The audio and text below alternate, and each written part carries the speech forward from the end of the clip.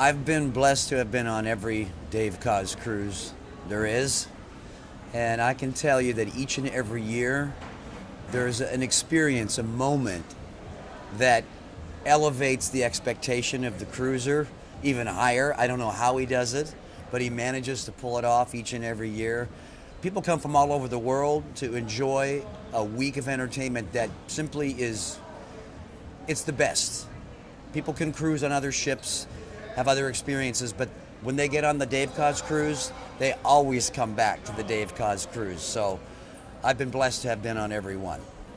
You know, the Dave Koz Cruise is extra special because it brings people from all around the world, and it uses music as the singular point of communication.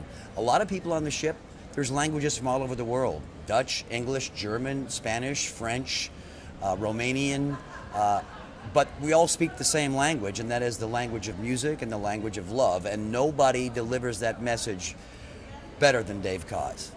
For me, the Dave Koz Cruise is the love boat. And I can tell you quite literally, it's been the love boat for me.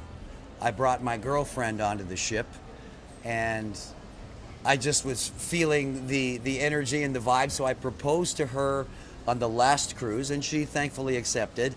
And then on this cruise, we got married here on the ship, and Dave was kind enough to walk my fiance down the aisle. We've been longtime friends, and he was thrilled. We were over the moon. So it's going to be something we'll never forget. And the thing about it is that everyone's experience is very similar. It doesn't matter if you're single, married, just living together. It doesn't matter if you're gay or straight, black, white. It's all about people coming together and celebrating the music and having a great time. And so I really feel like it's kind of a message to the world that here we are, we're sharing this together. We share the time, and then we take it out into our particular communities and our countries, and we share the message that it's all about inclusiveness, and Dave has always been the guy that's delivered that better than anyone. The interesting thing about jazz is that it's about collaboration, it's about innovation, it's about improvisation, and really it's kind of a metaphor for life. You never know what's going to come next. You really do live moment to moment. You may think that you've got a plan, but the plan can change in a downbeat.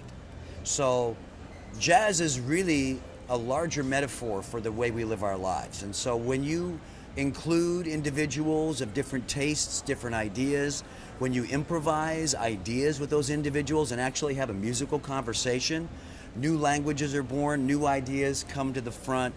And, you know, it's something that this music, it's really magical. It brings people together, and then there's a larger collective message that may come from that conversation. So it's a thrill to be involved in any way, and I know as a fan,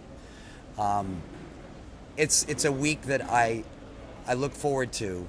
I count the days, and then I never want it to be over. But I'll be here next year, and the following year, and the next year, and the next year after that. As long as Dave is doing a cruise, there's thousands of fans that will be there. The interesting thing about jazz is it was the first time in American culture that the color barrier was broken. African Americans found refuge and sanctuary in their churches because it was difficult. Obviously, racism was present, but when jazz was born, it came from the church, and it was unstoppable. So when it left the pulpit and came into the street, all kinds of things started happening in America. So jazz really broke the color barrier and proved to people that you could communicate, perform, live together, exchange ideas, and it would better the country. So it was really where our collective society grew from that root to a much larger tree. And so now what we found is that music now is fully integrated. Back then, it was very segregated. Now you have African Americans, Asians, Latinos, white people of all walks of life, creeds, colors, religions coming together to create music. And I think it's a much larger message that there certainly is something happening in America, and it's certainly inclusive of anyone's ideals and ideas. So I think it's really about just sharing, thinking, having a conversation, and learning and growing from there.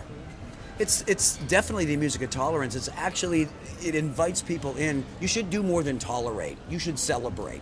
And I think that's what jazz does.